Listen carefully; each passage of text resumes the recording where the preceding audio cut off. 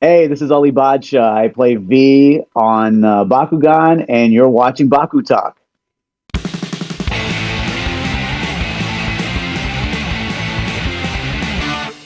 Hello and welcome to the BakuTalking Longer Podcast. I'm Haru Ren and I got another special guest for you here today. He played the father in the 2017 animated series The Breadwinner, and also you guys know him as one of the most pivotal characters in the Bakugan reboot, Murph the Dog. I'm joking, but you guys know him as Murph the Dog as well as other characters, but you will know him as the main antagonist, V. So here he is, the man himself, Ali Badshah. How are you doing, man? Hey, I'm good, man. How you doing? Thank you so much for doing this. Yeah, it's Murph. Yeah, Murph is like the toughest character to play, man. I love that dog. I love that dog. So thank you so much again for coming on to this show. I know that our schedules haven't lined up that great, but I'm just glad that we can find time to do this. Yeah, me too. Absolutely, absolutely. No, thank you so much for setting this up. This is great. Yeah, you actually reached out to me. Yeah, when was this exactly? This was remember a couple of months in the making, I think. Oh yeah, you know what? I think you'd commented on. So I can't remember what it was, but I was just like, I just love the fact that you were so engaged with Bakugan. I was like, okay, this is dope. Like, all right, cool. Yeah, no, yeah. So this is a real treat, man. Thank you so much again for coming on. And I'm glad that our schedules can align and be able and we can make the time to do this. Yeah. So I want to talk. So I want to talk about the Breadwinner. That it was an animated feature. Okay. A thing that's been nominated for an Oscar in 2018 for Best Animated Feature. And I love that movie. The story was so heavy, and yeah, I think you did a great job on it. Thank you. So I just want to ask, how did it feel being part of a project being that heavy, and that story driven? Well, you know what? It's interesting. I mean, like, because I've done heavy work before, but never in anime, like in animation at all, right? Like a story like that animated. I hadn't even seen a film like that before.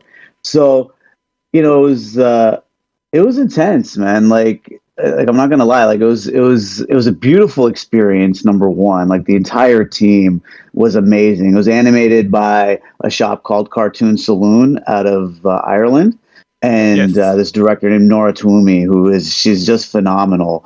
And so yeah, like that experience, it was, I mean, like acting is like being truthful under imaginary circumstances. That's to me, that's the definition. This guy named Sanford Meisner came up with it a long time ago, and it's really stuck with me, right?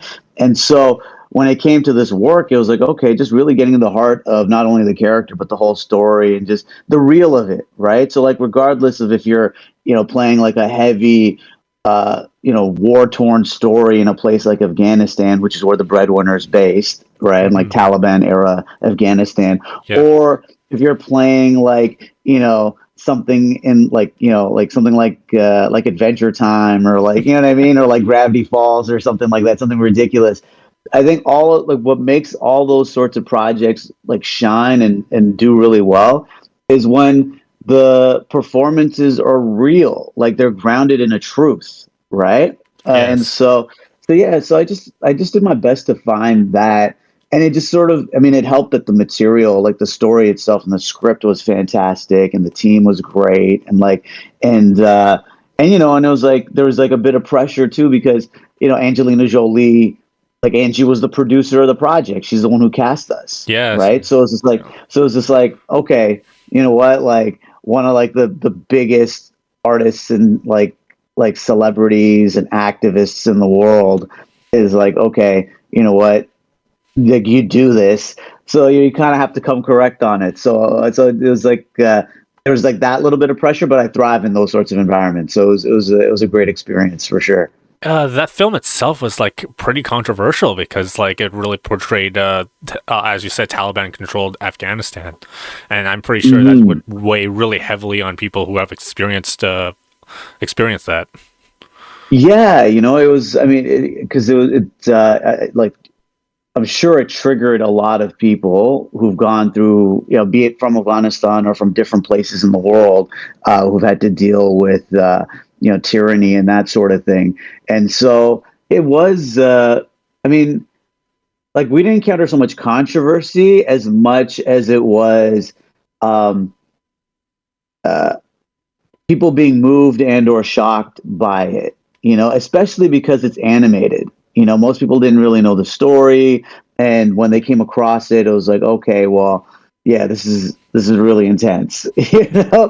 and but beautifully done. Like it was just so masterfully put together, and I think that's why it received so many accolades. Like I think all in all, like we won like over 24 different awards, like all over the world, like really big things. And then for us to get nominated for an Oscar, we lost that year to Coco, which Yeah. is also a fantastic film, right? And Yes. so, and then the other thing too is that like the voting body of the Academy is mainly Hollywood folk, people who are based in LA and all that stuff. And like all things said, Coco is a Pixar film, and most of the members of Pixar are the employees of Pixar are also Academy members, right? And Mm. so at least some on some level. So it was like so it was a bit of an uphill battle. Like the odds of us winning that year were already pretty slim, but for us to be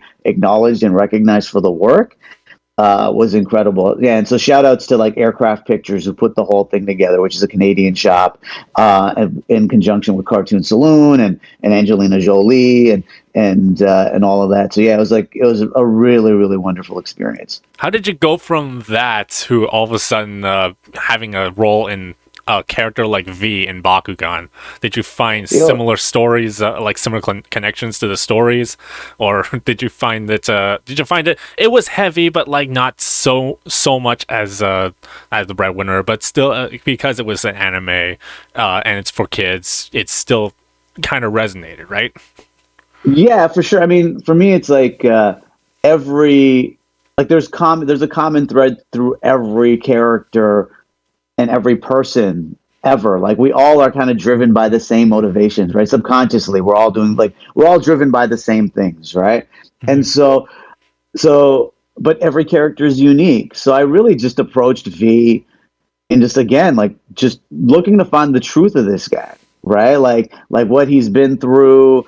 And obviously we couldn't reveal what was going on, right? And I also kind of wanted to uh like I wanted to have fun with the guy. It was really just it's the crazy character with a mask, and he's controlling these Bakugan, and he's on this like mission of vengeance, and it was I was like, okay, yeah, let me just be honest with it and just open up to it and kind of let it come together. You know what I mean? Like I tried to do my best to kind of stay out of the way on making a character. Like previous to Bakugan, I was on a cartoon for Adult Swim Canada. It's called Doomsday Brothers, which it's a comedy. It's an adult comedy. So another complete departure. And I voice a bunch of characters on that, and that's like like lowbrow comedy, and yeah, and across the board, be it voice or on camera, I'm really just doing my best to kind of step out of the way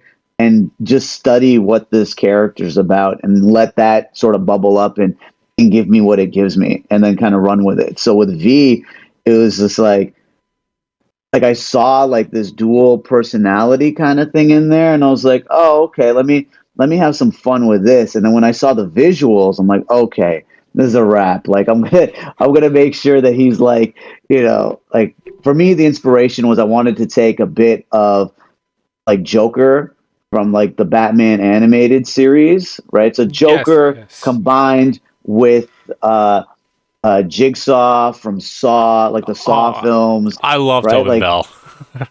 yeah, amazing performance. Like, and so it's just like, doing that, like, kind of combining those two, and then there was like another frame of reference on there. It was really just those two, but I really kind of wanted to just have him unhinged, especially when he wore the mask. So it was just I approach everyone uniquely. Like every character is different, and so that V just came out the way that he did. Walk me through how you got into the Bakugan franchise, because this is the second reboot of the Bakugan franchise, and then Yeah. you come in and you immediately just steal the show with Oh, V. thank you, man. Oh, thank you. So I mean, well, he's a great character, number one, and like shout outs to all the writers and the entire team at Spin Master for putting it together. Like it was. It made it easy to. I mean, my intention was never to steal the show, but it was. I'm glad that the audiences really love the character, right? Or love hate the character, whatever it is. They have a relationship with him, right? And that's the goal. The way it came together is so ridiculous. It was. I was at the supermarket and I ran into an old friend of mine who's on the production team on Bakugan. His name's Jason Ebanks, and he and I have collaborated. Yeah, he and I've collabed like over many years, and so we ran into each other at the supermarket, and he's like, "Hey, do you still do voice work?" I'm like, "Yeah, man, of course I still do voice work." Right? He's like, "Oh, we're doing a new Bakugan." I'm like, "Get out of here!" And he's like, "Yeah." So he's like, so he kind of ran the intro, and then thankfully also the casting director and like the voice director, Susan Hart, who is amazing. Her and I worked together like a lifetime ago on the Cat in the Hat. The Cat in the Hat knows a lot about that, which was a PBS cartoon based on the Cat in the Hat. And so I voiced a bunch of so I voiced a bunch of characters on there. So Susan used to voice direct that, and we worked on that. And so it was really just going through the process, like Jason told me that the new show was coming up, and I was like, "Oh, that's great." And then I went through the audition process. So I read for, and you know what's so crazy? They had me. I was in the running for V and TC. I also did an audition for TC. oh, So they're debate. Yeah, which is so nuts, right? Like, and so, but they really liked V. They were just like Susan was just like you sounded really evil when you were doing it. I was like, yeah, that's kind of what I was going for. So yeah, so that's how it came. That's how it came about. It was like a chance running at the supermarket and then getting the audition call and then going through the process. So it wasn't like, oh, I ran into Jason at the supermarket and he was like, hey, here's a gig. No, it didn't work that way. It was more a case of, yeah, we're doing a new Bakugan, and I was like, okay, great. And then I had to audition and go through the process like everybody else. So it was like, I think it was one tape, like one audition tape, and one in studio session. I think it was just to get, one. Yeah, so it was like a 2 audition process, and then that was that. It's funny how you mentioned auditioning for TC because they ended up becoming brothers, and yeah, that's and then right. Desmond Sivan is the one that plays TC. So how is being paired up with him been like? Well, you know what? So it's it's interesting. So he and I have never met, right? The way that Bakugan gets recorded, we all do our recordings separately, right? Like it's very very rarely do you get to, like, even on the Breadwinner and like pretty much any voiceover gig I've done, we've always been separate. The only time I've done like collaborative voice recording was I was with CBC Radio Drama for a really long time. So CBC back in the days used to have a department called Radio Drama, and they would do basically like audio, like dramas essentially, right? And so they used to have like a massive sound stage, and so I was on a bunch of different shows, like comedy shows and drama shows, and I would voice different characters on there, right? And in those shows we would be together in a room and they would do Foley and like kind of make sound effects and do all that stuff.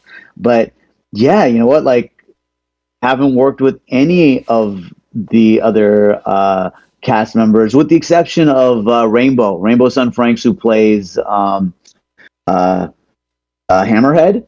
Yeah. Yeah. So Rainbow like and I a have lot worked, of other characters too. Yeah, exactly. So Rainbow and I, like, we're really good friends. We've worked together like on so many other different projects over the years, and and yeah, like we go back like since we were teenagers actually. Oh, And wow. So yeah.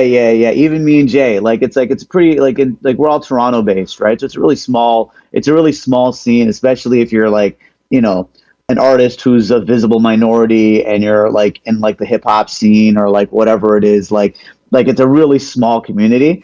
And so we've always collaborated together. And so beyond that, I haven't worked with any of them, but I mean, like the cast does really, really great work. Like it's such a good show, and I think a lot of that really has to do with the direction from Susan.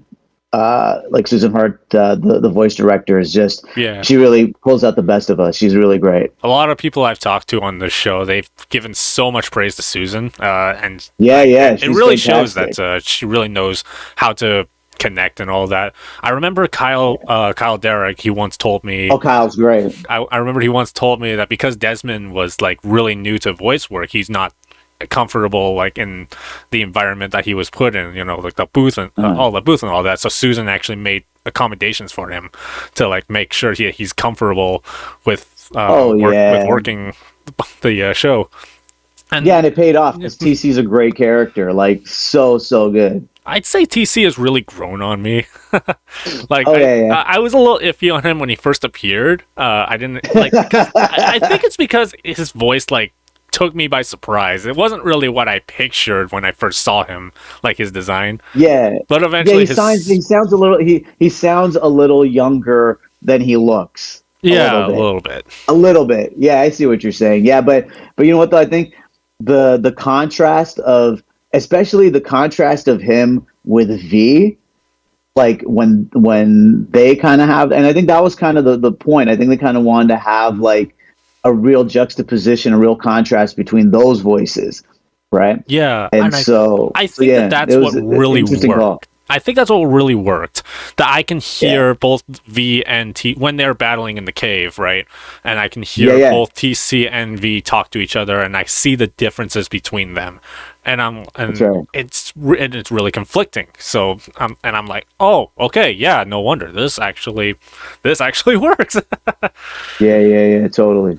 So with V, we noticed that he has two different personalities. But what that's really fascinating about V is that V is an entity, like he's the main villain, but Vakar is a completely separate character. Even though they share the same body, it seems like there's still two characters, kind of like Darth Vader and Anakin Skywalker. Yeah, that's right. You know, you have the good side of Anakin, but like Darth Vader is still an entity that is the evil surrounding him. It's kind of like a sickness. So like we hear like the growly voice that you put on with V when he goes crazy or holds the mask or puts on the mask, but then you hear the soft Vakar when he becomes brother mode, and I thought that was an amazing piece of work that you put on him.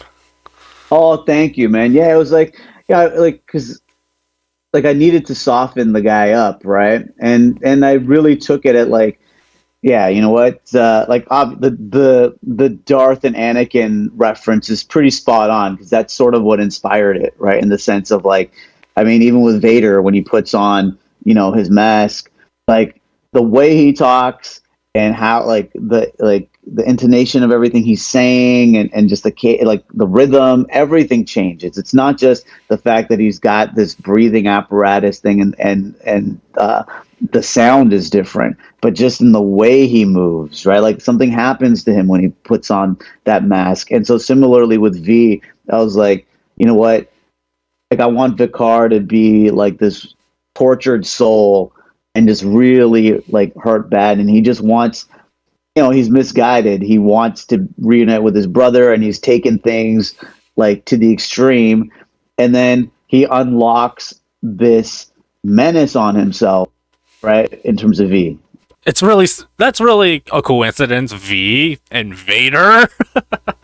yeah, totally. And I don't know if that was intentional with the Eric, like with the guys over at Spin, but yeah, like it was just I don't know, it really worked. Like V is like out of all the characters I've played, like I love playing bad guys, like be it on camera or voice or whatever it is. Like to me, villains always have way more fun. Like my all-time favorite character like in cartoons period is Skeletor, right, from He-Man. Like I love like I'm all over that. And so it's like but V, like the writers gave him like enough depth, and considering that it's like an anime for young kids, it was still like there's quite a bit of like real material to work with there, you know? And And definitely felt really like really real. Like V could be like a person, because yeah, there are people that have lost their parents and probably have been abandoned, like pretending like they've been backed off or not existed. yeah, that's right. That's right. And so yeah, it was like V's like one of my favorite characters to play. Like I love that guy. Like he's so twisted and broken, and then at the same time like really just sinister, and he's having fun with it, and he's menacing, and like like I really took a lot of cues from all of the different Jokers that we've seen, you know, like Mark Hamill's Joker, and like so many other like really, really great performances of the Joker. Like that character, I think is just like, you know, just cutting loose and just going with it. And so I really like that really inspired me with V, like in a major way. When you saw V's design, like did you see V's design before you took the role, or? No, you know what? Well, I hadn't seen Vakar, but I'd seen V, right? And so Like the mask and all that. the mask, I saw the mask and like the hooded figure and stuff, right? And I saw that, was it in the second audition, I think? Yeah, I think it was in the second audition. The first tape that I did, which was actually the scariest one, like that was the one that Susan was like, "Whoa, that's like really evil." And it was like on that, I just did that based on the writing, like the write up that they had for V as a character, and I just kind of went with the script. And then when I saw the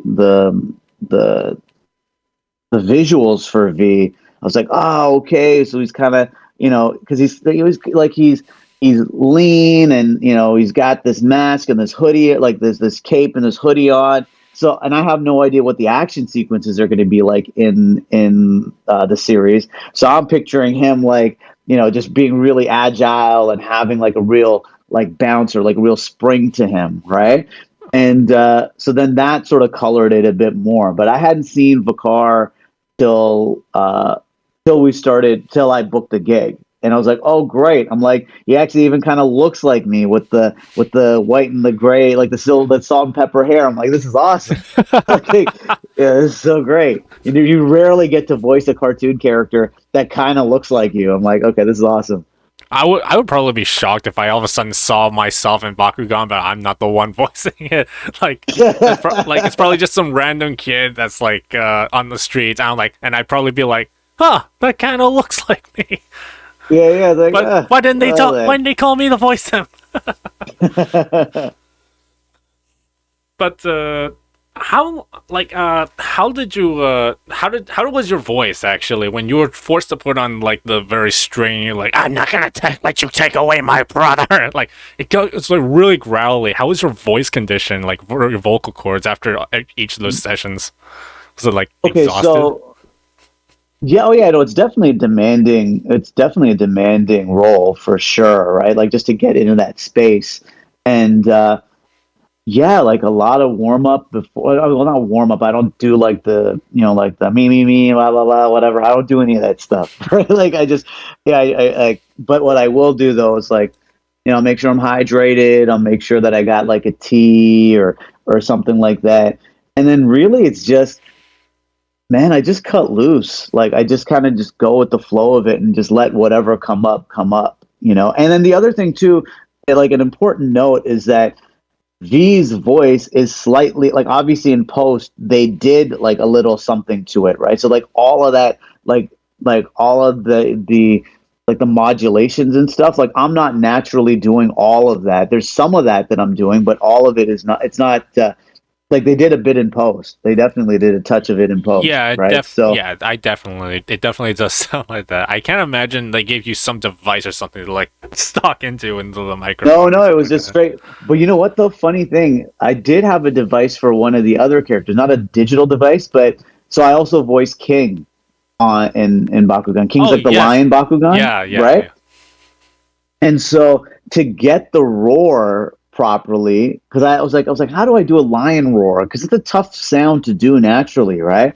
And then I found a YouTube video where you take like a paper towel roll, and then you're like, or whatever it is, and it sounds like a real. If I had one here, I would grab one and just do it. But like, yeah, it does. So then I'm in the studio recording King, and I got like a big paper towel roll against the micro, or not even against, but like by the microphone, and that's how I'm doing the roar. So that's the only device that got used was a roll of paper towel for the King. Oh, but none for V. Yeah. That is hilarious.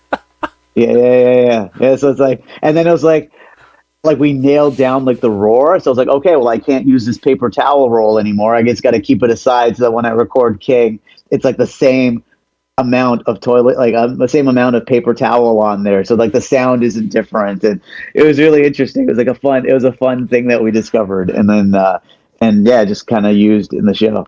As we mentioned, like in the beginning of the show, you also voiced Murph the dog, and I believe all you do is like or stuff like that. Yeah, that's it. It was just barking, and I mean, like they could have, like production could have just as easily have used like stock like dog barks or something, right? But but you know what? But what they wanted, and I'm so glad that they went this way, and it was fun. It was like because they wanted, like when you listen to it, like Murph, like when you listen to Murph, like those barks are all in response to something. Like there's like he's actually having a conversation through the barking, right? So they're not random barks, right? Yeah. And so yeah, it was really fun. Like it was like, and especially because Murph was the first character that came out for me. Like obviously V came out in the middle of the season, right? Or at the end of the first phase of season 1, right? And so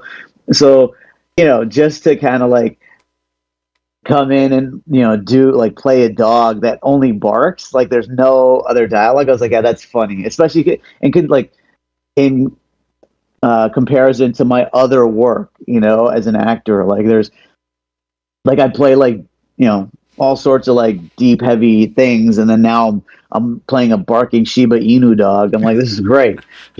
So yeah, it was a fun. Yeah, Murph was a fun character. I think one of my favorite episodes. Probably not like top 10, but like I still really like this episode. It was that Home Alone episode where like they messed. Nilius and that's my favorite one too. KAIJU. And like I'm like, oh yeah, Home Alone. That's right. It's such a fun episode. Like Murph and Jasper have such a great time, and it's just really, really funny. I thought that was like, I'm so glad that they threw that into the season just to kind of like like change up the energy, especially because like when V comes in and like all the stuff like and like the reveal with him, like it's really like dark and heavier sort of stuff. So to contrast that with something really light and fun like the Home Alone episode, it was really great. It was really, like really it was like one of the first episodes for the series. It was a way to introduce us to like everyone. And and my God, they just went all out with that. Yeah, it was a lot of fun. It was a lot of fun. When you were going with V and you were trying to find V's voice and you're trying to find Vakar and like find Vakar's voice, and when you reflect on his story, do you feel like that resonated with yourself a little bit too? Well, I think with all the characters I'm playing, they all resonate with me. I think like I think any actor who like is serious about what they're doing, realizes that all characters, like story and character, like we're all tied together. We're all people are all motivated by the same things, right? Or rather, we're all like our subconscious drivers are all the same. Like when you strip everybody down to their core, we're all the same. So, when it came to Vakar, I was like, okay, well, yeah, like how would I feel losing my parents in this way? What would that look like? And then how would it feel? Like, how would I feel losing my brother this way? And what am I going to do?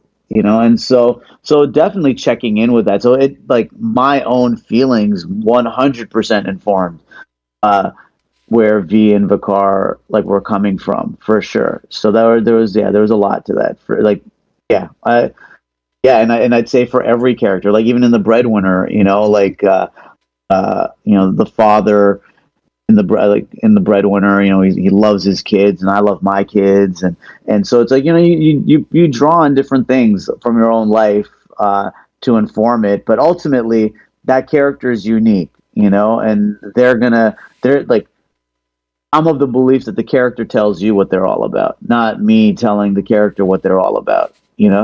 But that's all woo woo. I don't know, but it works for me. I mean, So I definitely shed a tear when the father and the child reunited in the Breadwinner, and oh yeah, and in Bakugan, I shed a tear when Vakar was telling his story about Bakugan taking his parents' lives, and I'm like, man, you managed to drive out emotions so well both oh, times. thank you, man. Thank you. It's like I think that's the part. I mean, that's what I love about this work, like about performance and acting, and just like getting people to feel things. I think that's what it's all about. It's like you're watching something funny, just to really get a great laugh out of it, or if you're watching some kind of action suspense story to really, get feel the nerves of it, and on those tearjerker, like those really poignant, like heartfelt scenes, to feel it. I think that's like we're all like that's what the human experience is all about. It's really about feeling things. So thank you, man. I think it's like I take like I don't want to say pride, but I'm really grateful that somehow, some way, I'm able to get people to feel things, and even with my voice, So yeah, I'm incredibly grateful for that. Yeah, and we appreciate your work for with V. I remember when V came out, like the episodes came out, it was like a really heavy discussion. V was like a really big talking point in the community. They're like, oh, Oh yeah. who voices V? Oh, it's Ali Badshah. Oh, he does so well, and yeah, Oh, thank you. you were Yeah. It was. definitely the top one of the top highlights of the show. Oh, thank you, man. Yeah, it was really, really great to see how many people were vibing with like and were really into V. It was just like, yeah, it was really humbling. Like, I was like, wow, like you guys are feeling it, especially because like Bakugan is such a big franchise, and like such like like Bakugan fans are like real fans, like it's not like sometimes people buy into like are into stuff, and yeah, I like it or whatever, but people who are into Bakugan are really into Bakugan, and so for the community to to embrace my performance, it means a lot to me. It means so much, man. So thank you. Yeah, no worries. Thank you for like putting in like that much work and like entertaining us all. Oh yeah, man, my pleasure. Like it was like, and shout outs again to Spin Master for really putting it together, and Susan Hart for really, getting the best out of us performers for sure. What do you think was like your favorite session recording V? It could be like your Oh favorite wow. episode that you feel very into, or it could be a session where you thought you did a really good job, maybe one take or something. Oh, you know what? I want to say it's the cave episode. I think that like where V and TC uh, uh, go head to head like that, because that was like the meatiest sort of material, right? Where he's like, like Vakar, like you see V, and then also Vakar coming out, and then Vakar talking about uh, what drove this whole thing, and there's like some really sort of like sinister sort of moments in there. I was like, oh, like this is like it's as an actor, it's like, oh, there's so much juicy stuff in here to work with. I was like I love getting in like in deep like that. So it was like, so that to me was my favorite. And uh, ooh, and then uh, there's one moment out of the series that I really love where um was it Mia and Ventry win this battle, and then V. presents to them as like, oh yeah, well, what you won is you're gonna get to fight Nilius and me. Oh right? And my god! Right, and then like that whole thing and the way he, yeah, like that was a really fun session. I was like, okay, yeah, this is like it made me really fall in love with V. I was like, oh man, this guy's such a jerk, but I love him. And so yeah, those are pretty much it. But really and truly, in terms of like my all-time favorite in this last season was the cave scene. Definitely the cave scene for sure, because it revealed everything about him, and or the for the audience, it kind of gave so much more richness and depth to the story.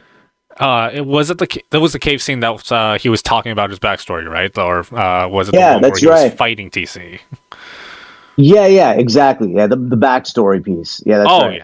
Yeah, that was beautiful. It was a beautiful and tragic tale. It was definitely a fan favorite. The one where V is fighting TC in the cave. You hear all the desperation coming from Vakar wanting TC to join him, and then all of a sudden, okay, yeah, I give up. Then he lets V just take over him. Go and so for me, those two, like I love that, like the way he lets go, because he's trying so hard. He did all this to be reunited with his brother, and for him and his brother to live their lives, right? And then for TC to not accept, and just like what it does to Vakar, I really love that. I really love that, and yeah, it's like some really great writing. Actually, you were a really big talking points in the community before the last episodes were released, because on Instagram you posted a kind of a spoiler. Oh my god, yeah. You know what? And did you get in trouble for that, or? I definitely got some heat on it, and rightly so, because you know what? I didn't even think about it, because I'd been in session and I was like, and it was my last record too. I think I was wrapped, and I was like, and I didn't even like, from in my mind's eye, I made the mistake on scheduling on calendar. I thought that we'd already revealed V like on the show. So I was like, oh, they've already seen the face. And then afterwards I get a call. It's like, no, man, we haven't released the episodes yet. I'm like, oh my god, I'm so sorry. Oh no. And then I erased it. Then that's fine. But it was already out there now. Now it's like they kind of know. And I was like, Ali, you dummy. And typically on like a project, I won't share anything. But it was just, I felt so good, and I saw that image on the screen. I was like, man, Vakar looks good. Like, oh, great. Like the line work and just like everything. Like, and I gotta say, like the aesthetic of this reboot for Bakugan, like really fantastic art. Oh, and I was yeah, definitely. And so I was like, so I saw that and I was like, oh, that looks dope. Boom. And then I'm on Instagram, like, man, boom, put it up, and I didn't even think about it. And then I get the call. I'm like, oh man, I'm sorry, you guys. I'm just grateful that I didn't like actually put like any like spoilers about the story or like who this guy is. Hopefully no one figured out like, hey, wait a second. Vakar he's kind of brown. Could he be TC's brother? Hopefully no one pieced that together before the reveal. That was the most popular theory that people were having in the conversations and like the servers and all that. It was. Oh my god! But there were like, but there was people like, oh no, maybe he's different. Maybe he's like something else, or just. But that was like the popular theory, and they went nuts when the episodes came out, and it was revealed that he's his brother, and. So then it all worked out. It worked. Yeah, it worked out. If anything, it helped the show. It made people like actually like tune in to like find out. Oh wow! So. Okay, good. Good. So good. like the worst part was just you revealed what he looked like under the mask, but nobody knew what his backstory was, like why he took off the mask, right? Yeah, my goodness. But damn, I kind of feel bad because like I ran a story, like I ran a video story about that, like your post. No, don't feel bad, man. You're doing what you got to do. That's totally fine. That's on me. I thought that Spin so Master funny. let you post that, and I'm like, okay, No, if you let him post that, I might as well run it. I think was and you know what? And what's so crazy, like, and I didn't even think about it because just like the day previous or something, I saw Rainbow had put up a photo of Hammerhead, right? And that's kind of what inspired it. I was like, oh, Rainbow put up a piece of Hammerhead. I'm like, all right, fine, I'll do this. You know, if I had put up a shot of V just in the mask, that would have been totally fine because that wasn't revealing anything, right? Mm-hmm. I didn't think of that because your boy here is a bit of a dummy, and so so that's kind of how that played out, man. But I'm glad that the community and the audience had like a really fun time with it, and that that they cared enough about the story and the characters to to come up with theories and ideas and get charged up, and especially when the reveal happened, like that's so cool, man. I love that. If anything, that was a great marketing technique that you did. Hey, you know what, man? I'm glad it worked out. We'll just say for the record that was intentional. We just totally. He just made you money. I'm a marketing genius, you guys. I'm a marketing genius. So when V got redeemed in like the end of the I don't think this is spoiling anything. Everybody saw it at this point. When V got redeemed and like he's in jail. Do you think that he'll ever come back? Oh man, yeah, I hope so. I'm banking on it. That'd be so great. Like he's such a fun character, and I think like there's so much to explore with him. Like they made him in such a way where it's like, wow, like he's like this technology genius, right? Who can, do something that was unseen with Bakugan before, right? Like how did this, like I mean, he's like a teenager. I don't know, or he's a young adult. He's a young adult, right? Mm-hmm. And it's like, how did this guy, pull this off? And so there's like a really there's a lot to explore with him, man. So yeah, I mean that'd be so great. That'd be awesome. What I really like about V is that even though Vakar was defeated, it turns out somebody else has taken up the mantle. So V technically is still living on. He's like V is like the villain. He's like the villain that's like spread all throughout the series right now. So Vakar is put away, but V is still living on. Do you have a hint about who the next V could be? No, man, this isn't like the Instagram thing where I put up the photo of Vakar. No, there's like, man, it's I don't know. Oh, so you do know? But, no. I didn't say that. I didn't say any of that. But you know what? Like, props to you for doing the work and asking the question, man. I love that. There's something that I wanted to do for the first time for this interview. I do have a Discord server, so for those of you watching, you can join the Discord server right now in the description below. But something that I want to do in my Discord server before we set up this interview, I asked my server, do you guys have any questions for Ali that you wanted to ask? Oh, no way. You got some questions from the community. Oh, great. Okay, so first of all, we're going to say, Fusions says, not really a question, but say hello to them for me. So Fusions says hi. Oh, Fusions, thank you. Yeah. Hey, what's up? Phantom Spider asks, do you think V has a lot of parallel to what's going on in real life? And would you agree his hatred and goal is more so a result of world corruption and broken?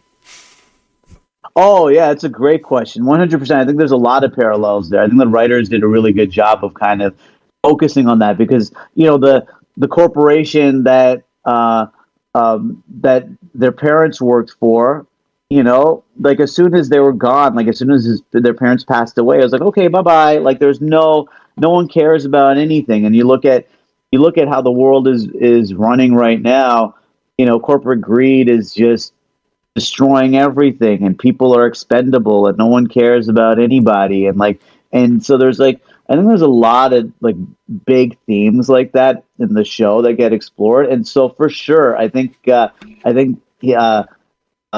his position and the themes and the stories are definitely driven out of a larger worldview for sure.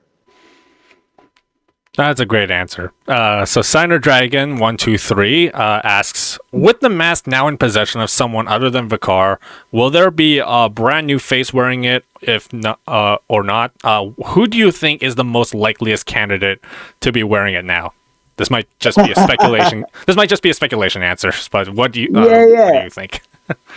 Oh, you know what? I don't know. Like, I have no idea. Could it be some completely new random person that we haven't even seen in the Bakugan universe?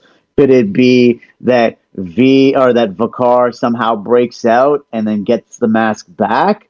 Could it be TC who puts on the mask? Could it be, you know what I mean? Like, could it be Murph?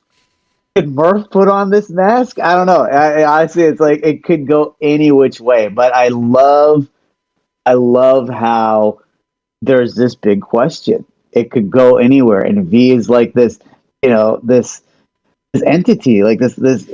Who knows what V could turn into? So yeah, you know what? Your guess is as good as mine. Silver Slayer asks, do you think Vakar will somehow come back to atone for his sins and be better brother to TC, or is he a lost cause?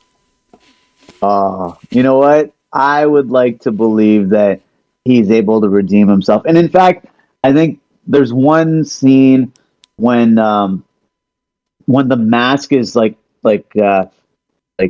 totally overriding him, and it debilitates him, and then Vakar takes off the mask and he collapses into TC's arms, right? And he's like I'm sorry. Like he really kind of comes back, and I would hope that the optimist in me and just like the person who has faith in people feels like, yeah, you know what? I think Vakar can come out of this. Like, but who knows? Maybe the writers will be like, nah, you know what? He's always going to be a bad guy. That's that. Now, I would love to see a scenario where Vakar, ends up with the V mask again, and he becomes a good guy, not like a good guy, but like an anti-hero. Like he's like a good guy, bad guy. Sort of like Deadpool, kind of. Yeah, kind of like Deadpool. Yeah, that's exactly it. And so I think that'd be kind of cool, And so I don't know. I mean, again, the optimist in me and the humanist in me would definitely say, yeah, like he can redeem himself. But time will tell. I mean, we could probably get like something like a spin-off like a Vakar stories or some Bakugan Vakar stories where he puts on the V mask. He's breaking the fourth wall. You put your comedy elements into it, and then I'd love that. Go on Bakugan controlling adventures, but controlling stuff for the good, right? Yeah, or controlling stuff for the medium. I don't know, good, bad. I don't know. It's all subjective. But yeah, I think it'd be really cool. It'd be really cool to have more of that. That'd be so awesome. Lando the Redacted? Oh no, that's weird. Lando the Redacted asks, "Are you voice actors really invested in the story, or is it just a work?" Oh, I think it all depends on the actor, right? For me, I have to be invested in the work.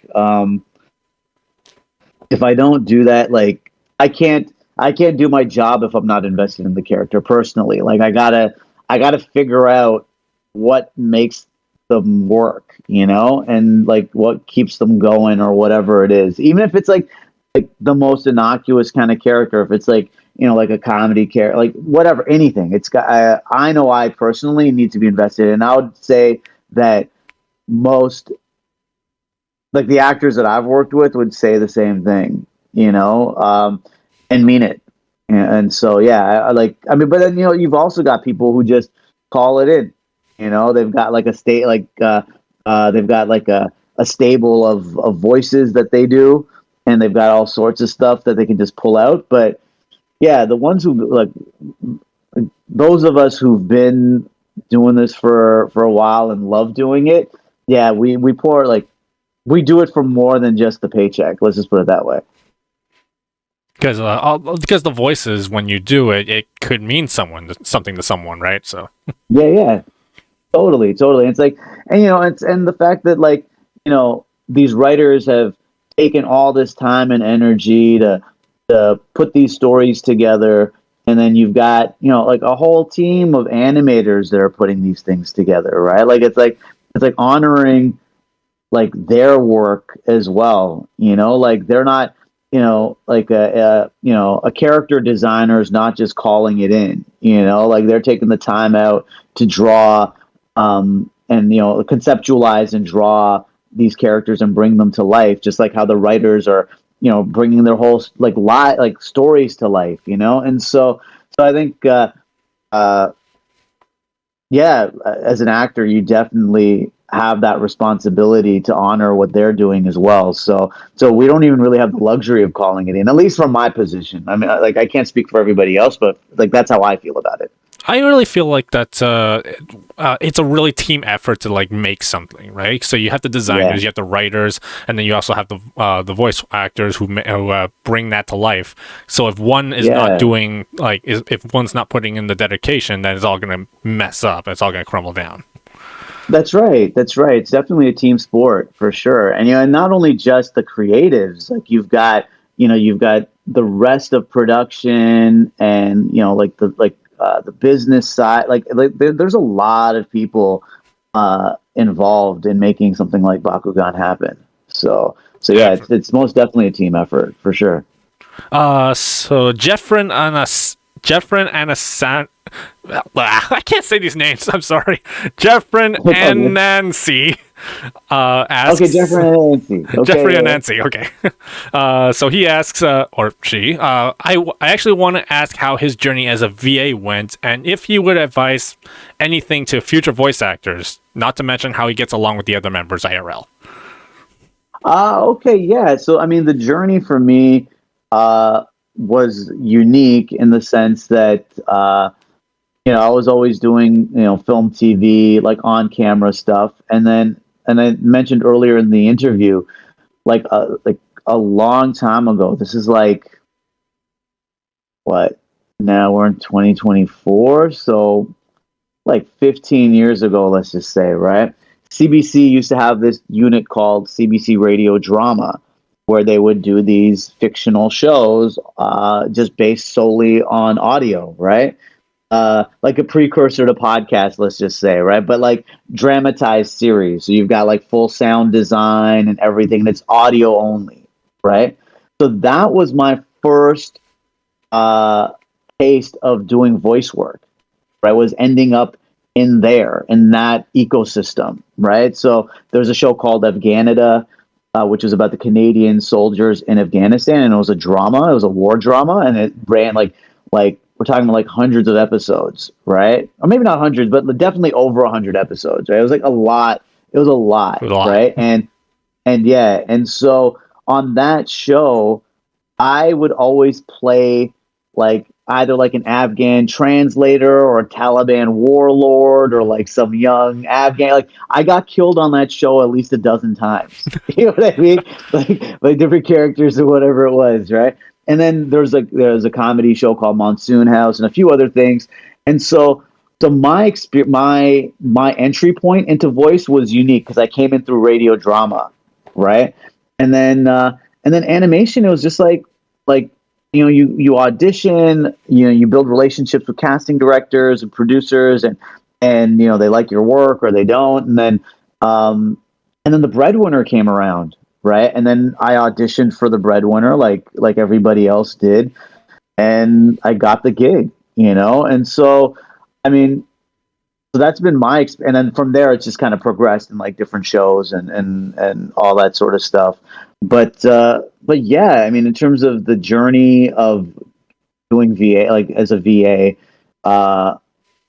Yeah, it's been a beautiful one, and for me a unique one because there weren't too many people in that radio drama unit, and and I don't see too many of them in the trenches in terms of voice work these days, right? In terms of cartoons or anything like that. So I mean, I'm sure they're doing other things, but uh, like I haven't seen them, and so there's that. And then in terms of my relationships with the other actors, yeah, for sure, I love them all. The Again, it's like you, at least in my experience, I've rarely gotten to do like a two-hander, like a scene with another actor, a voice actor, in the same booth or the same room. Like I know on Total Drama Island, they all work together, which is great. So they're improvising together and they're like doing voice work that way, and yeah, that builds up so much more camaraderie and everything else. But yeah, in terms of like actors as a whole, yeah, like I think we're just like a band of misfits that just love doing this stuff, and yeah, it's just a really, yeah, we're very fortunate to be able to do this kind of work when we get to do this kind of work, you know. So yeah, and so the relationships that come out of that are really fantastic. Band of misfits, cheeky. Yeah, yeah, I think that's. I mean, like, I mean, that's kind of how it feels like. You know, we're definitely not living according to, let's say the general societal norms, right? In many cases, so yeah, you know, in my mind's eye, we're definitely a band of misfits. So last question from the Discord group. So Mm. Kamika asks, I kind of want to know your opinion on Gen 3 and where you think it's going to go. Ooh, okay. So I mean, I think Gen 3 is great. Like just just the thought behind everything in the entire ecosystem, I think, is really smart.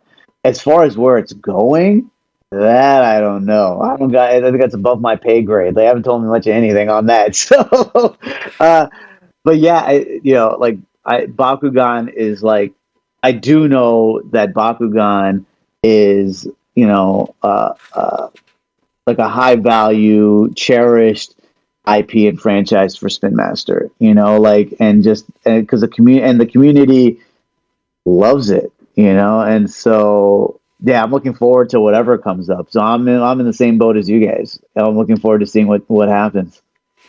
Did you hear that they did not greenlight season 2 yet for Bakugan?